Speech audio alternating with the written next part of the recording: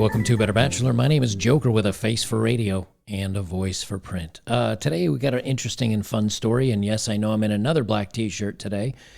If any of you can recommend a good site that is maybe American-made, preferably, where they make the t-shirts in America or do the printing in America, I'd like to do American-only businesses where I can get some fun print t-shirts, and then I'll move the camera back a little bit. Maybe I'll change some t-shirts every day and wear some fun ones just because I need a bunch of t-shirts. So any recommendations down below, please.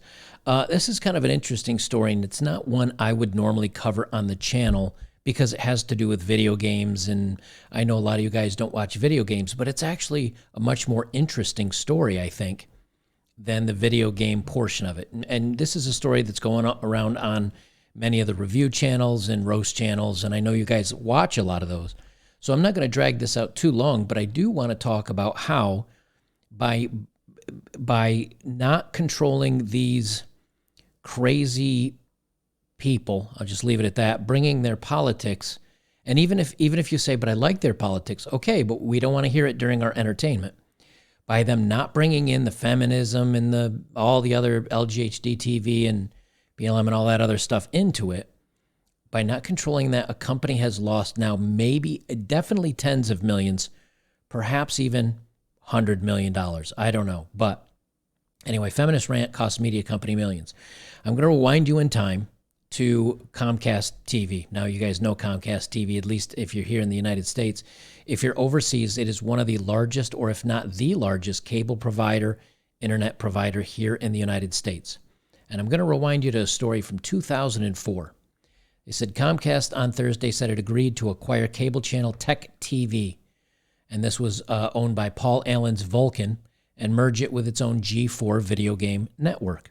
And so G4 TV was, you can see here, they're going to expand their technology and gaming channel to 44 million. So that's how many customers Comcast have, is 44 million. So keep that in mind as we go forward. Well, G4 was a YouTube channel here on YouTube, and they used to be on TV. As a matter of fact, I have a clip here from way back when, and I'm not going to play this. Let me refresh it because it doesn't want to load here. I'm not going to play this, but what I want you to see is this is Olivia. I think this one's Olivia Munn. But these are a couple of people that used to be, and this is back from 2004, so 18 years ago, and they were talking about Halo 2, the video game. And this is a female reviewer, and like I said, I think this is Olivia Munn, and she did reviews, and she was nice to look at. And yes, sometimes they do skits and funny, crazy things because they understood that the video game market was 99% male.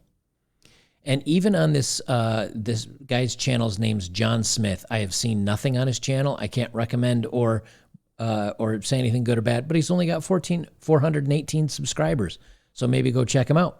But the whole point is he's only got 418 subscribers, but he's got 87,000 views on this old episode of X-Play. Keep that in mind as we go forward. So they say the G4 backstory launched with 2002 in Comcast. G4 was the first and only 24/7 television network dedicated to gaming. For the disconnected, socially ambivalent nerds of the 2000s, G4 was a revelation. Now, I'll tell you now, I used to watch G4 TV, and I was not exactly a kid, and I wasn't socially disconnected, but I like gaming. Gaming is one of my hobbies. They say during the high watermark years of 2004 to 2009, it was celebration destination for all forms of geek niche culture created for and by nerds. Top programs included X-Play, a funny yet relatable video game show, and hilariously irrelevant meta-nerd news program, Attack of the Show. Okay, so they had a nerd news program, that's hard to say together quickly, nerd news program, Attack of the Show, and they had X-Play. Again, funny, yet relatable.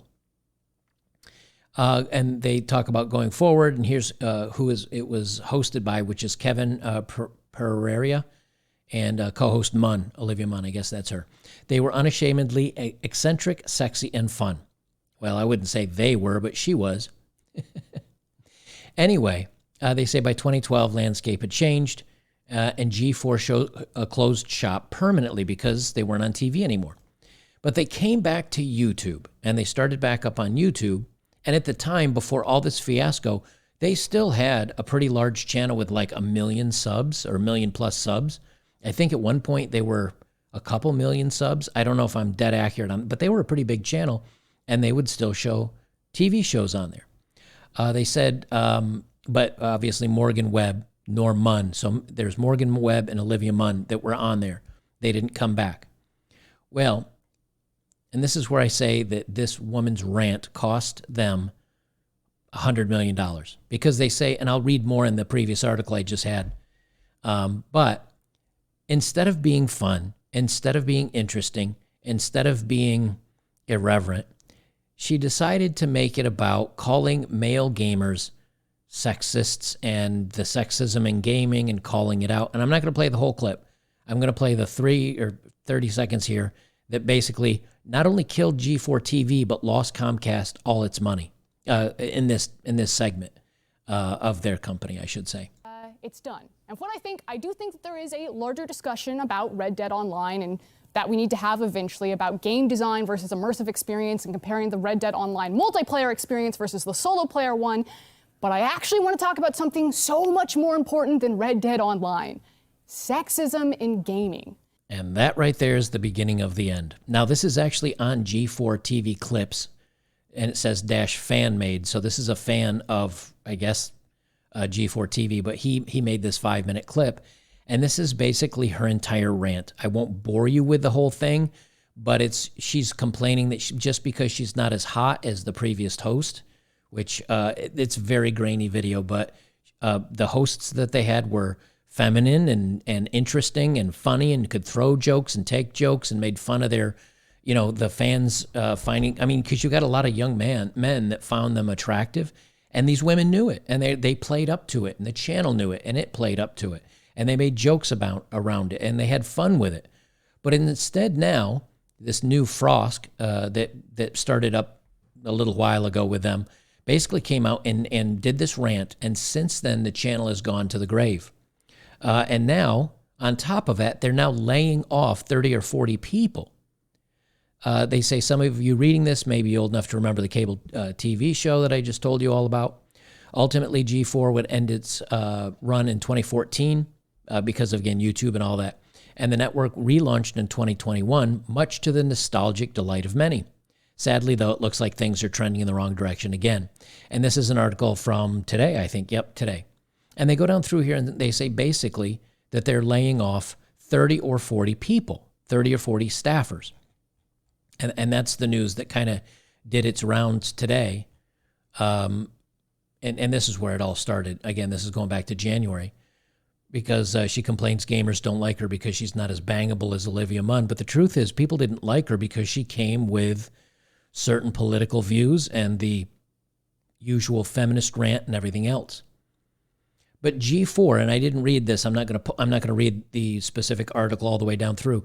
When they acquired it, they got Comcast bought G4 a 67,000 square foot warehouse in Burbank, California.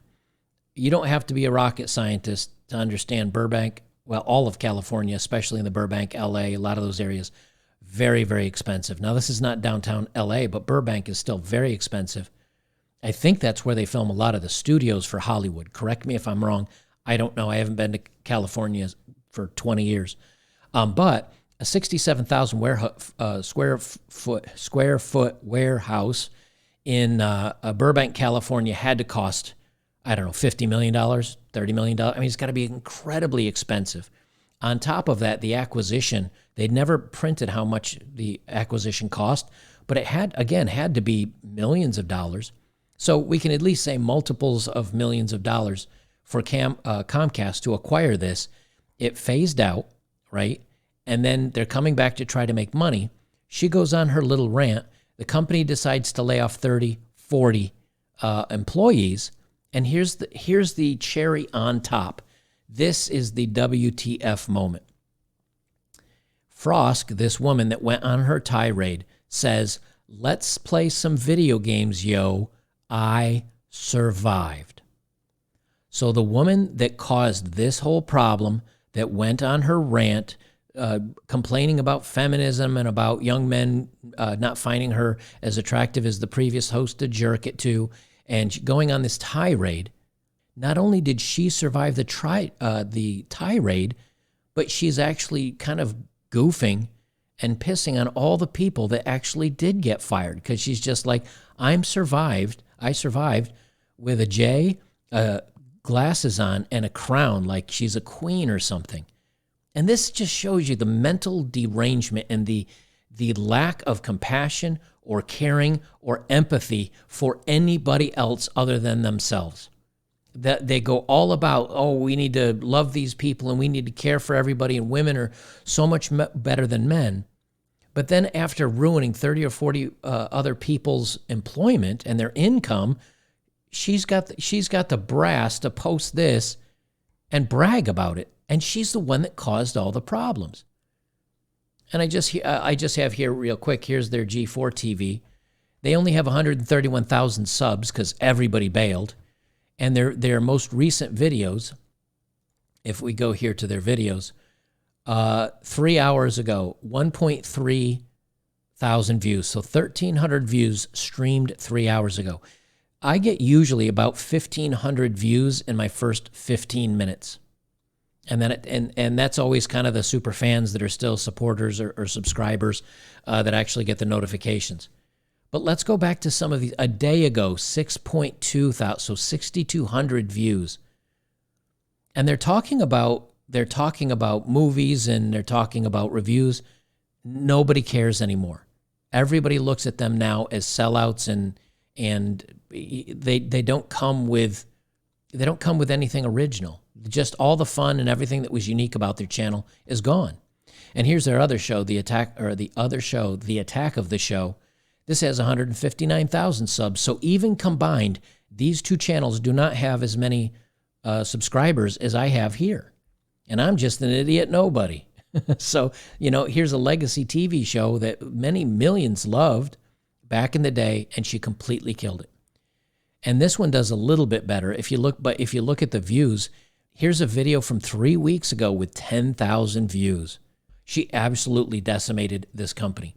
Now, many of you may turn around and say, hey, you know what? Yeah, but she didn't cost anybody millions. Well, if they built a 67,000 square foot Burbank building, because these have producers, like if you listen to her rant where she's going off in this video, she was talking about her teleprompter didn't have anything on it, so she was going to go, from the top of her head, and then she started this rant.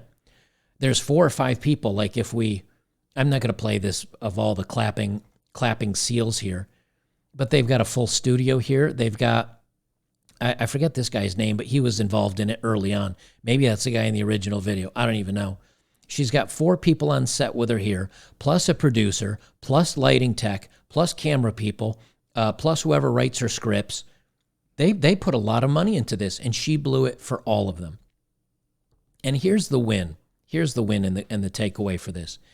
If you look at the She-Hulk's ratings, they're awful. If you look at the new Rings of Power, whatever it is, if you look at that, the Galadriel that is the star, and again, I watched half an hour. I was so bored I turned it off. But I do watch reviews of the Amazon show. The female title lead, Karen Mary Sue, nobody likes her. They say the short show is boring. And these women, many of which are writing these shows, the funny thing is these women don't know how to write women.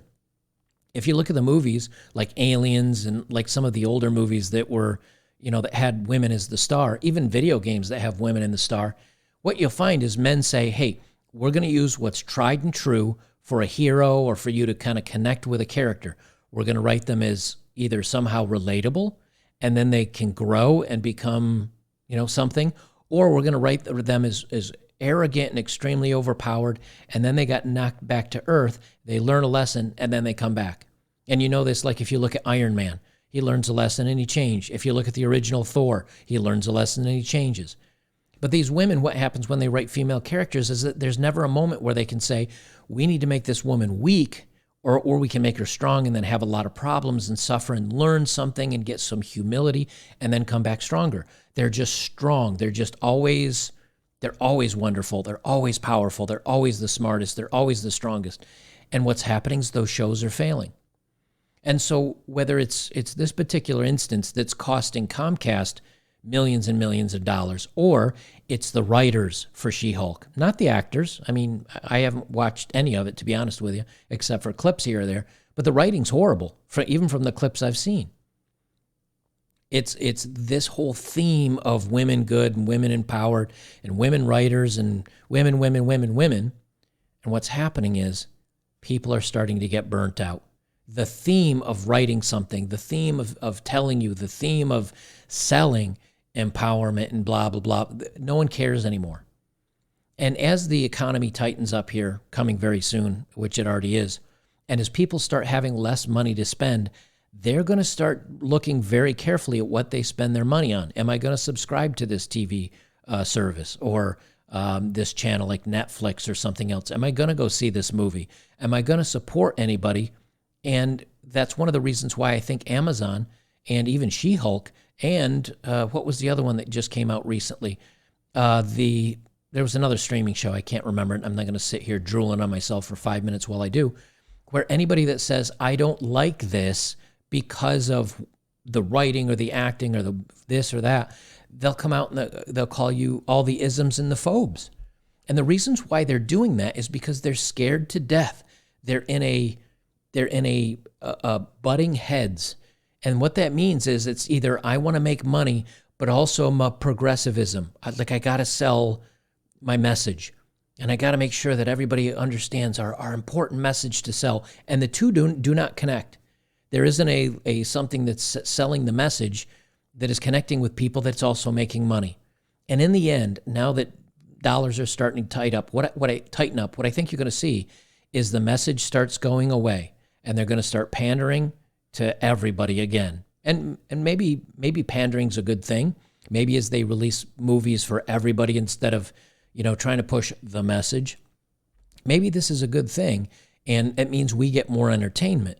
But the one thing I ask you to remember is always remember when they have the opportunity and when they're not begging for your money, they hate you. They hate you as a man. They hate you as a critic. All you are is please shut up and consume. And so once the messaging starts changing and these companies get in trouble and they continue to lay off, even if they change their tune, never go back.